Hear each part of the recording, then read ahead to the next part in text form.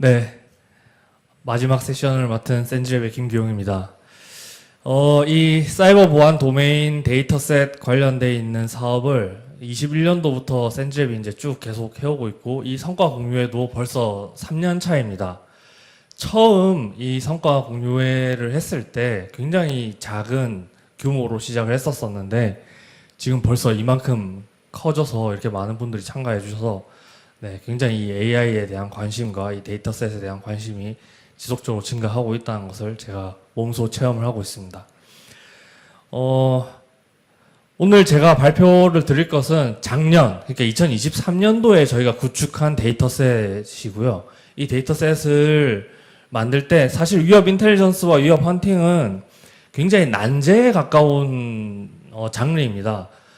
이 위협 인텔리전스의 데이터셋을 확보를 해서 공격 그룹과 공격 기법들을 추적하는 기술들이라든지, 아니면 위협 헌팅에 사용하는 룰들을 AI가 자동적으로 생성한다든지, 이런 것들은 사실은 이제 법령적으로 쓰이는 기술은 아니고 굉장히 특수한 목적에 의해서 또 굉장히 또 힘든 기술을 통해 가지고만 개발이 가능한 부분인데, 저희가 어쨌든 초대량의 데이터셋을 또 만들어야 되고, 또 이 만들어낸 데이터셋을 가지고 AI 모델도 만들고 또 실증도 해야 되기 때문에, 네, 보시는 것처럼 오늘 거기에 사용됐던 핵심 기술까지 좀 소개를 드릴 예정이고요.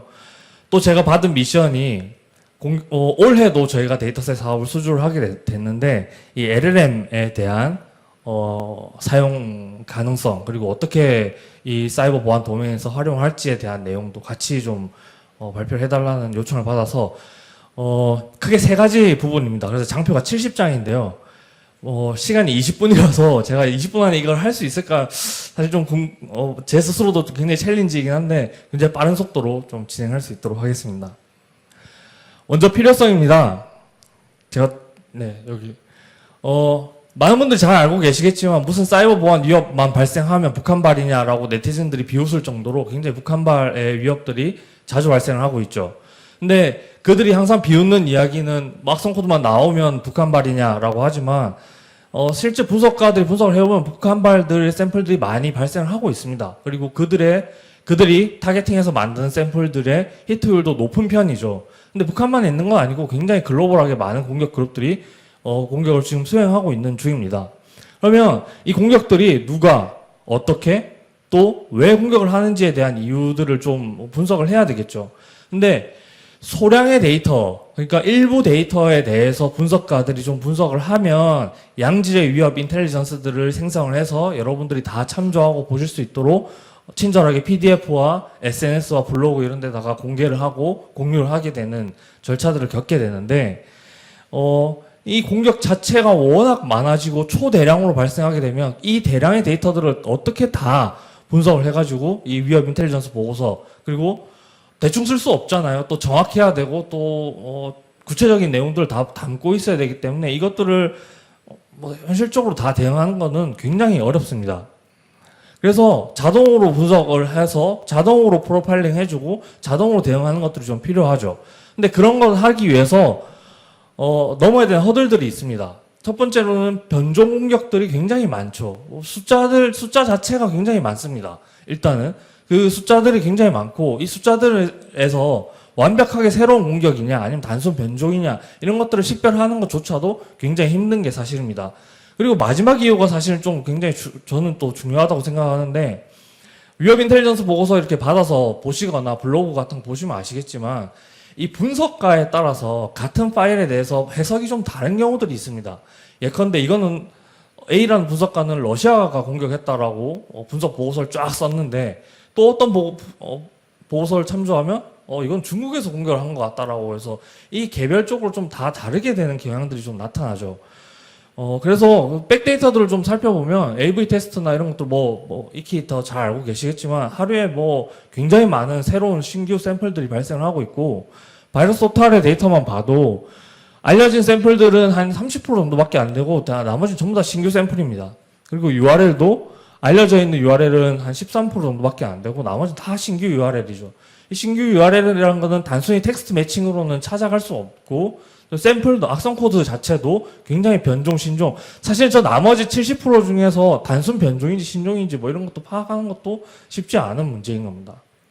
그래서 이런 것들 좀 살펴보면 요즘에는 심지어 LLM 기술 같은 것들을 통해 가지고 또 자동 생성할 수 있는 기술까지 수반돼서 본넷 같은 경우는 돈 주면 그리고 웹상에서 이렇게 체크 표시만 하면은 자동으로 생성을 막 해줍니다.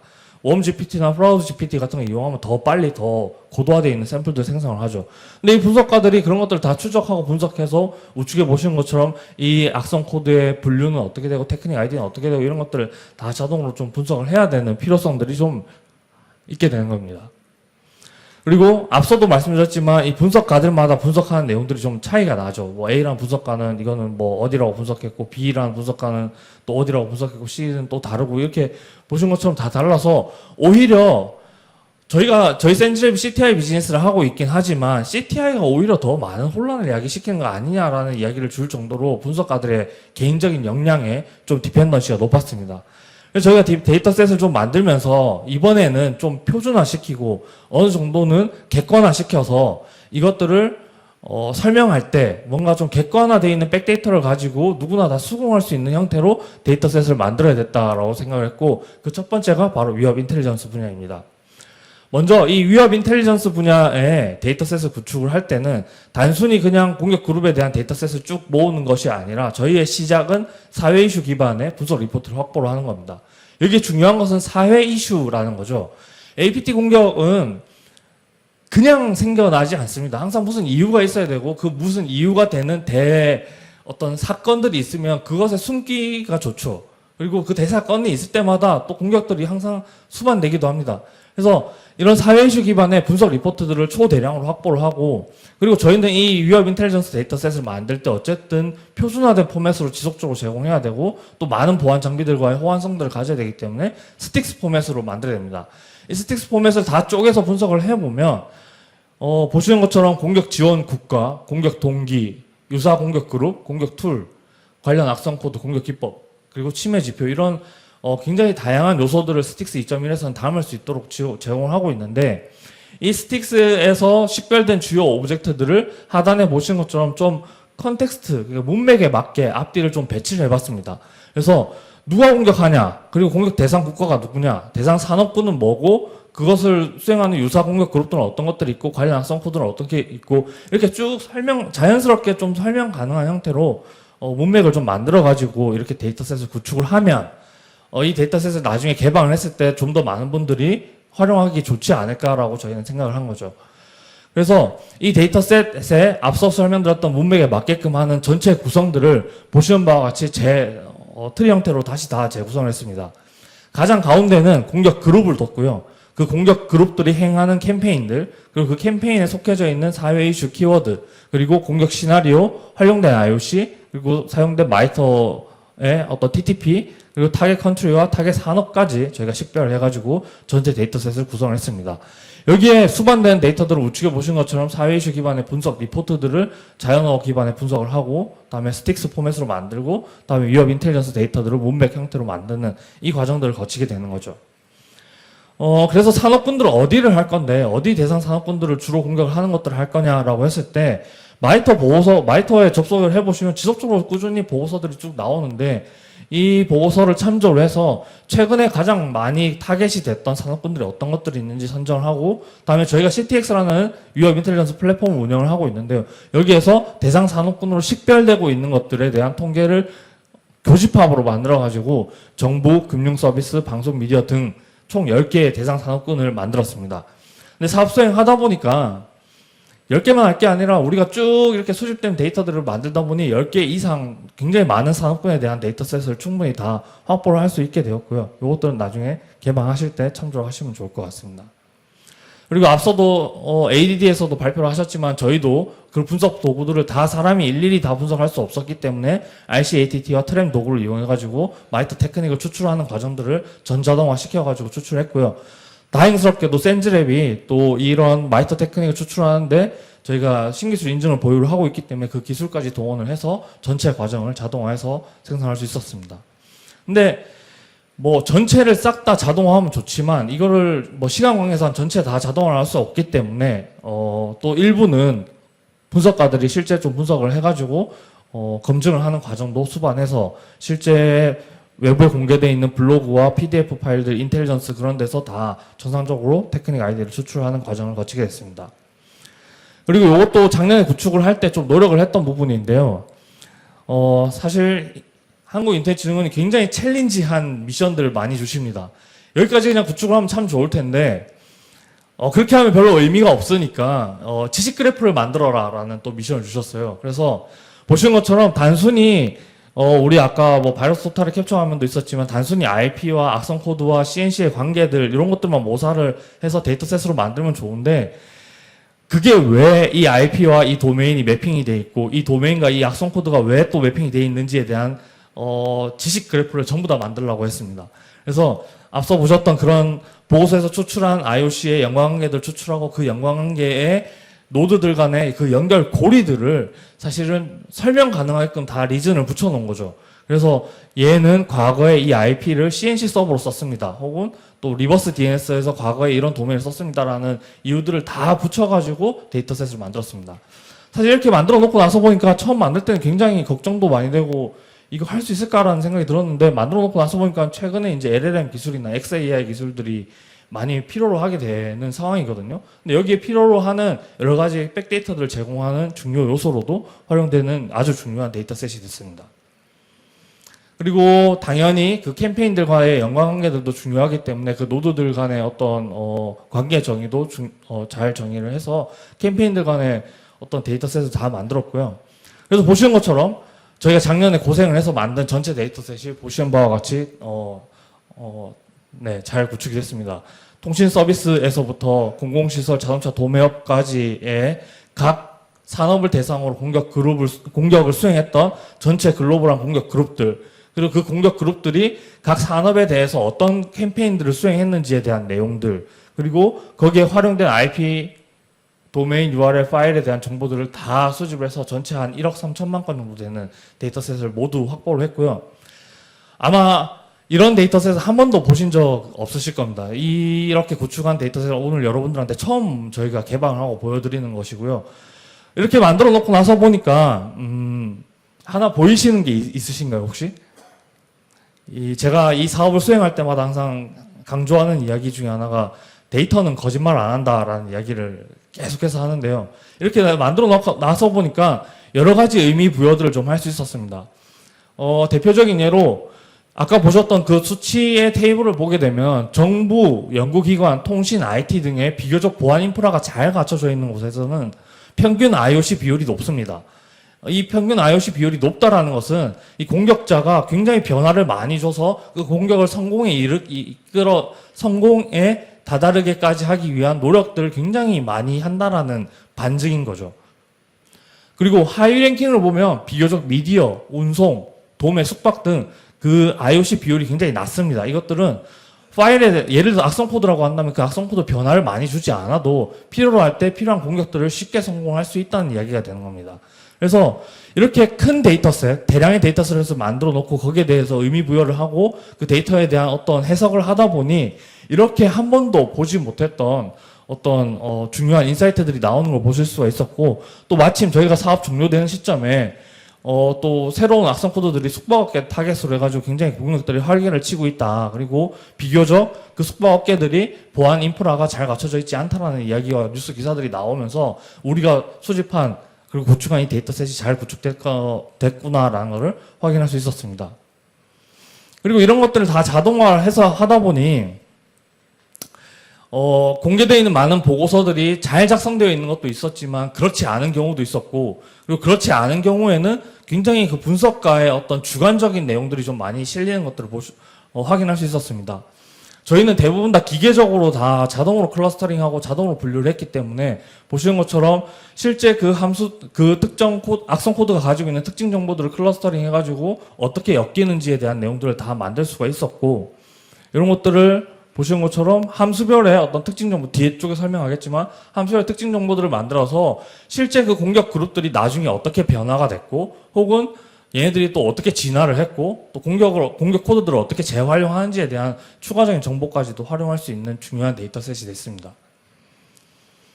그리고 저희가 또 중요한 사례가 또 있었는데요. 보시면은 시스코 탈로스에서 23년 11월 30일 날 이제 슈가 고스트라고 하는 위협 인텔리전스 보고서를 작성을 해서 공개를 했는데 저기서 공개돼 있던 IOC 리스트와 우측에 저희가 AI가 전부 다 자동으로 식별을 해서 클러스터링 했던 것과 한 70% 정도 유사했습니다. 나머지 30%는 식별을 못한 거냐? 그건 아니고, 뭐, 텍스트 파일이나 이런 조금, 저희가 분석하는 대상에 올려놓지 않은 IOC들 일부는 좀 빠져 있는 것들이 있었는데요. 그런 것들 제외하면은 대부분 다, 저희가 만든 데이터셋을 기반으로 자동으로 클러스터링 하는 기술들이 굉장히 히트율 좋게 클러스터링 할 수 있었다는 것도 확인할 수 있었고요. 그리고, 이렇게 만든 AI 모델이 이 보안하시는 분들 굉장히 의심이 많은 것 같습니다. 또 검증하고 이렇게 잘 된다고 했는데 또 검증했습니다. 23년 12월 8일에는 기사에서 이제 중소기업 피해 지원 서비스를 한다고 해서 이제 관련돼 있는 피해 사례 PC들을 직접 조사를 나가서 거기에서 IOC들을 수집을 해 오시는데 그 IOC들이 인공지능 엔진이 정확하게 식별을 하는지 그리고 이렇게 식별된 악성 정상 식별한 거 이상의 공격 그룹들이 어떻게 식별하는지 같은 것들을 추가로 확인하는 사례들이 있었습니다. 거기 보시면은 저희가 실제 중복 제거하고 한 930개 정도 되는 샘플들을 분석을 해가지고 파일 공격 그룹과 테크닉을 식별할 수 있었고, 그다음에 북한발 악성 코드와 여기에 김숙희 공격 그룹들이 실제 공격을 했던 사례들이 있었다는 것도 발견할 수 있었는데요. 이것을 전체 수행하는데 한 3분 정도밖에 수행이 안 됐습니다. 만약에 이게 전문 분석가가 동원이 돼서 이 900개가 넘는 샘플들을 다 일일이 분석해야 된다고 하면 며칠이 걸리고 어쩌면 몇 달이 걸려야 될지도 모르는 일이겠죠. 근데 AI를 동원을 해서 분석을 해보니 굉장히 빠른 시간 내에 잘 식별할 수 있었다라는 내용입니다. 그럼 이게 진짜로 니네가 만든 데이터셋과 이 AI 모델이 의미가 있느냐라고 하면 저희가 하나 데이터를 좀 이게 경제적 가치를 좀 풀어낼 수 있어야 돼서 저희가 한번 조사를 해봤는데요. 그 바이러스 토탈의 샘플이 퍼스트 씬 기준으로 공개되고 이 공개된 샘플들이 나중에 보고서가 나오기까지 걸리는 시간들을 저희가 한번 조사를 해봤습니다. 보면은 1일 이하, 그러니까 24시간 이내에 공개되는 경우도 한 100 몇십 건 정도 있었고요. 40일 이상 걸리는 경우도 있었습니다. 그래서 이것들에 대한 것들을 전체 평균을 한번 내보니 하나의 IOC가 처음 발견되고 얘네들의 위협 인텔리전스 보고서가 나오기까지 한 13일 정도 걸리는 것 같더라고요. 근데 AI는 한 30초 정도 걸리죠. 그래서 GPT한테 한번 물어봤습니다. 하루 평균에 한 200만 개 정도 되는 신규 샘플들이 발생을 하고 있는데 얘네들을 다 분석하고 보고서를 쓴다고 하면은 실질적으로 시간이 얼마나 걸리고 얼마나 물리적인 에너지가 소모되는지를 확인해 봤더니 200만 개 분석하려면 한 2600만 일 정도 소모가 되고 이게 하루에 쏟아지는 샘플들이기 때문에 얘네들이 분석가들이 전문적으로 분석을 한다면 그러니까 하루 안에 이 200만 개들을 다 보고서를 쓴다고 하면 한 15만 3,800명 정도 인력이 있어야지 이것들을 다 분석을 해낼 수 있고 그 양질의 보고서를 쓸 수 있다라는 이야기가 되더라고요. 그래서 그러면 이 15만 3천 명 정도 되는 인력에 우리 보안 인력의 평균 연봉을 곱해보니까 한 7조 원 정도 되는 전체적인 경제 규모가 됩니다. 그러면 바꿔 이야기하면 이 위협 인텔리전스 보고서를 쓰는 기술들이 점차 고도화되고 점차 보급화돼야 되는데 그것들을 AI가 대체를 하게 되면 이 정도 되는 경제 규모들을 확보를 할 수 있다는 반증이 되는 이야기가 되는 거죠. 다음은 위협 헌팅에 대한 내용입니다. 우리가 21년부터 굉장히 많은 데이터셋을 잘 구축을 했는데요. 하나의 캠페인을 추적을 해서 그 캠페인에 동원된 여러 가지 데이터셋을 중간중간에 탐지를 하기 위한 단계들을 좀 잘라보면 이렇게 시그마, 야라, 스노트 뭐 이런 여러 가지 룰들을 각 단계별로 좀 탐지를 할 수 있는 걸로 저희는 확인을 했습니다. 그래서 조금 이제 평면에 좀 풀어놓고 설명을 하면 IP 간 그러니까 네트워크 간의 통신에서는 스노트 룰이 좀 큰 역할을 할 거라고 생각을 했고 IP와 파일, 즉 그 파일에 대한 어떤 탐지는 야라 룰이 좀 큰 역할을 할 수 있을 것이라 생각을 했고 그 파일이 실제 시스템 안에서 실행됐을 때는 시그마 룰이 크게 역할을 할 수 있을 것이라 생각했습니다. 그래서 저희는 위협 헌팅 룰을 스노트, 야라, 시그마 크게 세 가지 장르로 잡고 위에서 보신 것처럼 큰 키워드를 가지고 공격 그룹들이 특정 캠페인을 수행할 때 사용했다는 각 IOC들을 탐지하는 헌팅 룰셋들을 다 데이터셋을 구축하게 된 것이죠. 그래서 21년도부터 구축한 여러 가지 데이터셋을 가지고 얘네들을 탐지하기 위한 또는 추적하기 위한 헌팅 룰셋은 보시는 것처럼 뭐 야라, 시그마 뭐 이렇게 좀 했고요. 쿼리라고 되어 있는 것은 뭐 앞서도 뭐 설명드리긴 했지만 예를 들어 로그프레소의 어떤 심 소화 장비에서 필요한 쿼리들을 만들어내고 이런 것들이 저기 쿼리에는 별도로 이제 좀 만들어져 있습니다.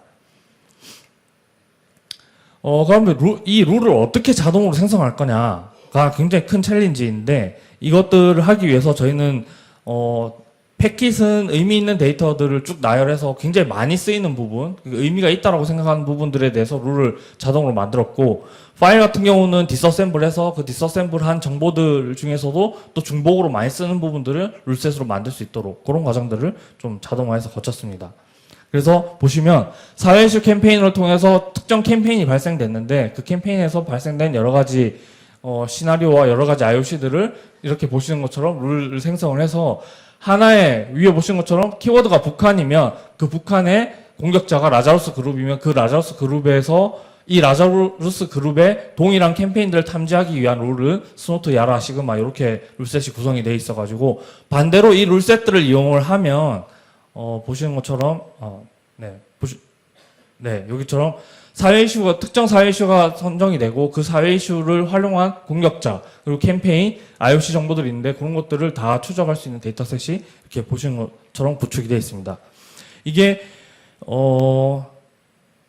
좀 기존의 자동 생성하는 도구들하고의 차이점은 야라젠 써보신 분들은 아시겠지만 스트링 베이스의 이렇게 룰들이 자동으로 생성이 좀 되는데요.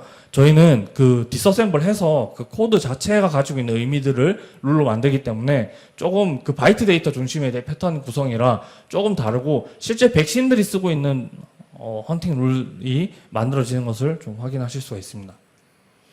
그래서 요게 이제 위협 헌팅 데이터셋 구축에 좀 저희는 중요한 의미라고 생각을 하는데요. APT 공격이 발생해서 캠페인이 실행이 되면 그 캠페인에서 활용된 IOC들이 있습니다. 그 IOC들을 우리가 전체를 다 알 수는 없겠죠. 그래서 식별된 IOC만 가지고 우리가 위협 헌팅을 할 수 있게끔 되는데 그 식별된 IOC는 사실 현재 발생하고 있는 위협에 대해서만 대응을 할 수 있는 룰셋입니다. 근데 이 룰셋을 잘 만들어 놓으면 사실 현재 시점뿐만 아니라 과거와 미래도 탐지를 할 수 있는데요. 예를 들어서 위협의 흔적을 찾는 행위, 요즘에 심소화들이 잘 구축이 되어 있기 때문에 이 룰들이 잘 만들어진다면 과거에 동일한 공격자들이 이미 공격을 하고 빠졌는지에 대한 헌팅을 할 수 있는 중요한 데이터가 중요한 룰이 되고요. 또 미래에 유사한 공격들이 발생하거나 비슷한 공격들이 발생했을 때 또 탐지 대응을 할 수 있는 룰이 돼서 미래에 있을 수 있는 위협도 대응을 할 수 있습니다. 그래서 저희가 이게 가능한지들을 검증을 해보니 이렇게 자동으로 생성한 룰들을 바이러스 포탈에 넣어서 검증을 해봤더니 실제 유사한 샘플들이 많이 탐지가 되는 것들도 확인할 수 있었습니다. 그러면 이렇게 다 자동화시키고 AI 모델 만들고 이렇게 한 것에 대해서 센젤이 사용했던 핵심 기술들이 어떻게 되느냐. 왜냐면 사실 보신 것처럼 수억 건 사실 몇억 건 되는 데이터셋을 사실 이 프로젝트 사업 기간이 한 6개월 남짓인데 이 안에 다 구축을 해야 되는 상황이거든요. 그래서 사실 자동화하지 않으면 힘들죠. 그래서 그때 사용했던 자동화 기술들이 어떤 것들이 있는지 좀 설명해 드리겠습니다. 저희는 DBP라고 이야기를 하고 있는데요. 분석가들이 실제 악성 코드 분석을 할 때 어떤 과정을 통해서 추적하는지에 대한 내용들을 모사해서 AI 모델로 구축을 했다고 보시면 되겠습니다. 제일 먼저 샘플 받으면 디서셈블 하죠. 디서셈블해서 이 디서셈블 한 것들에 대해서 각 함수별로 특징 정보들을 추출해서 추적을 하기 시작합니다. 보시는 것도 저희가 하나의 샘플들 받았을 때 아이다나 헥스레이 같은 것도 통해가지고 디서셈블 하면 보시는 것처럼 어떤 함수 내용들을 쭉 추출할 수 있는데 이것들이 사실 전문 분석가면 개인의 경험과 개인이 가지고 있는 노하우에 의존해가지고 이게 어떻게 유사한지에 대한 내용들을 이제 추적을 하는 과정이죠. 근데 컴퓨터로 풀어내보면 이게 함수별 특징 정보들이 다 있어야지 이게 어떻게 유사한지를 추적하게 됩니다. 근데 잘 알고 계시겠지만 이 함수는 스트링 데이터이기 때문에 단순 비교를 하기는 너무 힘들죠. 그래서 단순 스트링으로는 아예 연산 자체가 불가능하기 때문에 특정한 이 어셈블리 코드를 토크나이징해서 인베딩을 하고 이 인베딩을 해가지고 벡터화 시킨 데이터를 가지고 우리는 연산을 해야 됩니다. 유사도를 측정을 하든 같은 거를 추적을 하든 어쨌든 스트링 데이터를 가지고는 하기 힘들기 때문에 다 인베딩 과정을 거치고 벡터화 시킨 데이터를 가지고 수행해야 되는 거죠. 그래서 벡터화 시켜서 추적을 해보면 보시는 것처럼 어셈블리 코드, 우리가 식별할 수 있는, 우리가 읽을 수 있는 이 어셈블리 코드가 기계는 좀 해석하기 힘들기 때문에 이 어셈블리 코드를 벡터화 시켜가지고 이 벡터화 시킨 걸 가지고 추적을 하는 전체 과정들을 이렇게 좀 그려놨고요.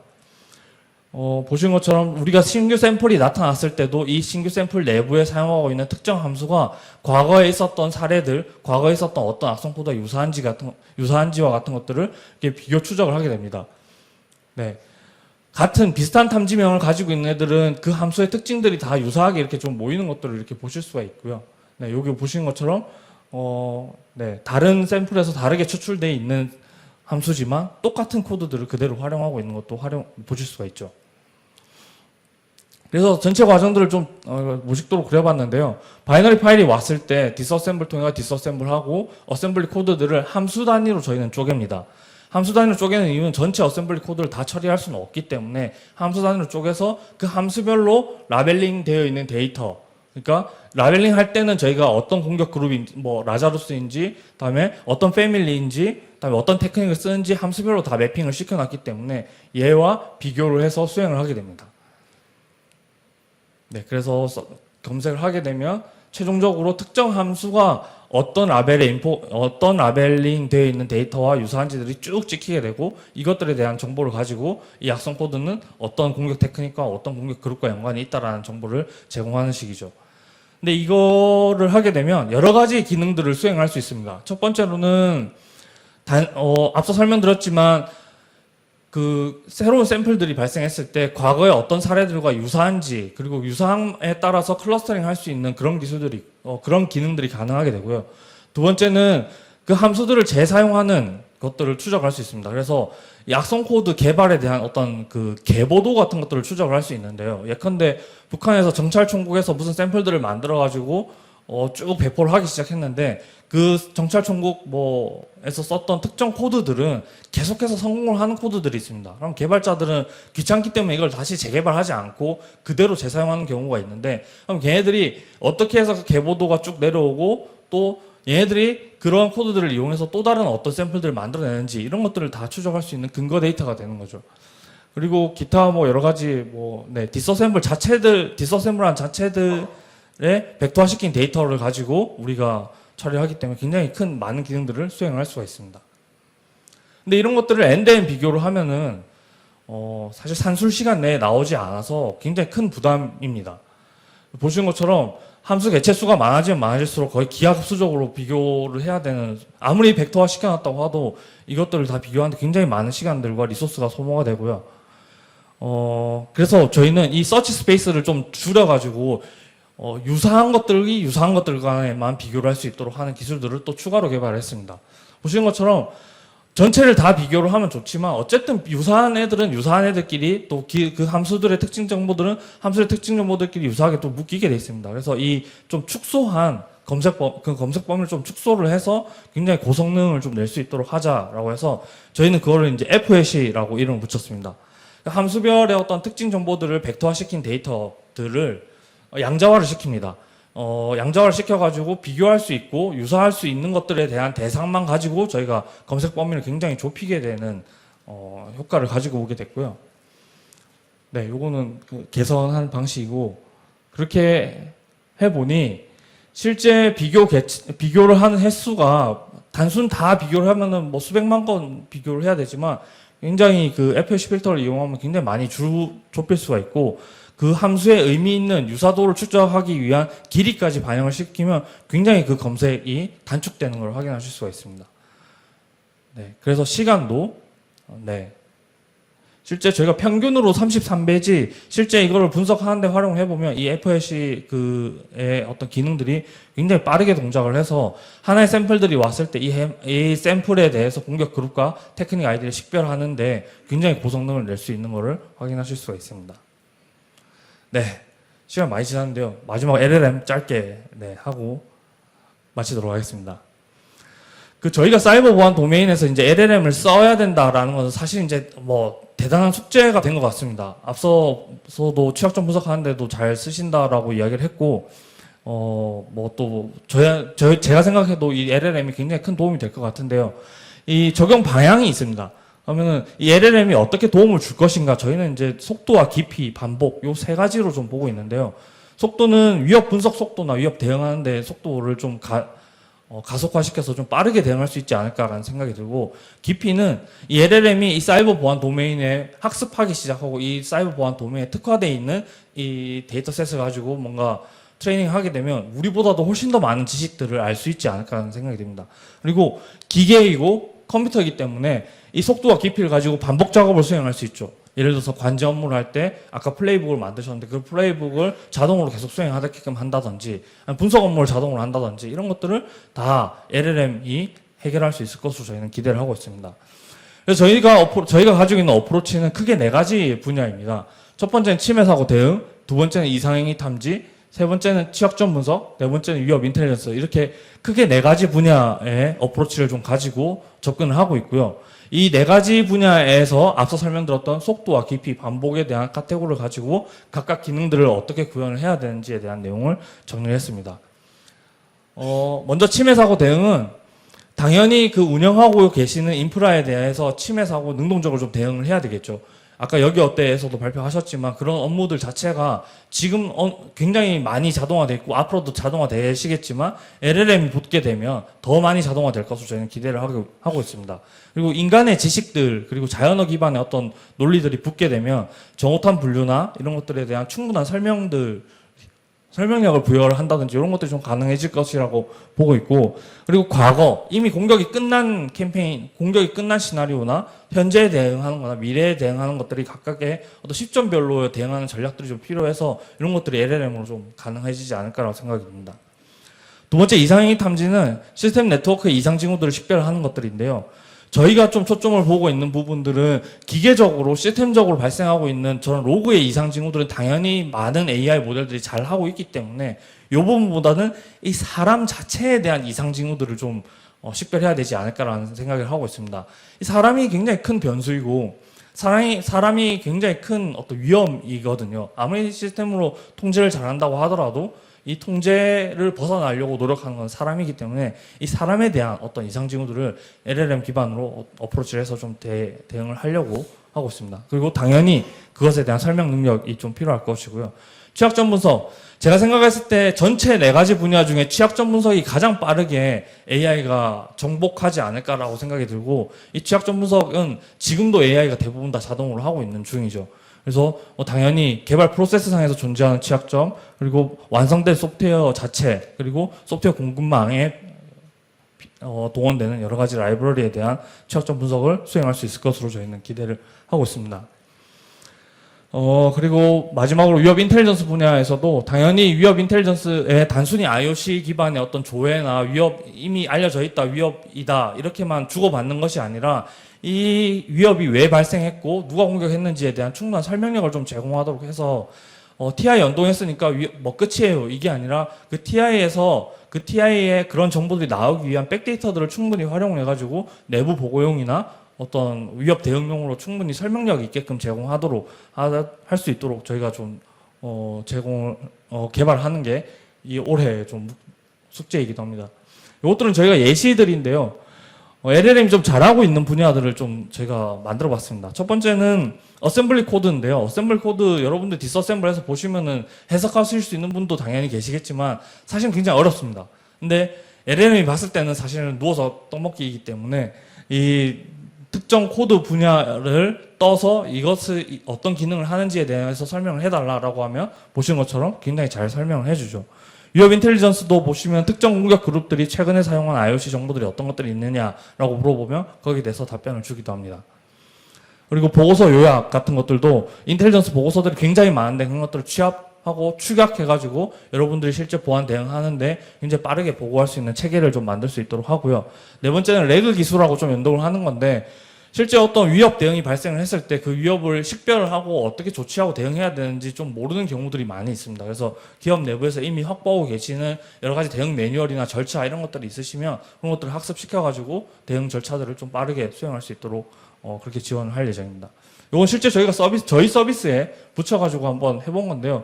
이 샘플에 대해서 설명을 해달라고 해서 AI 인사이트라고 저희가 이제 쭉 설명을 해서 보여주고 있는 부분인데, 밑에 분석되어 있는 정보들을 쭉 나열해서 제공하고 있긴 하지만 사실 비전문가가 봤을 때는 쉽게 판단하기 어려워서 저렇게 자연어 기반으로 설명하니까 꽤 많은 사람들이 쉽게 이해를 할 수 있었습니다.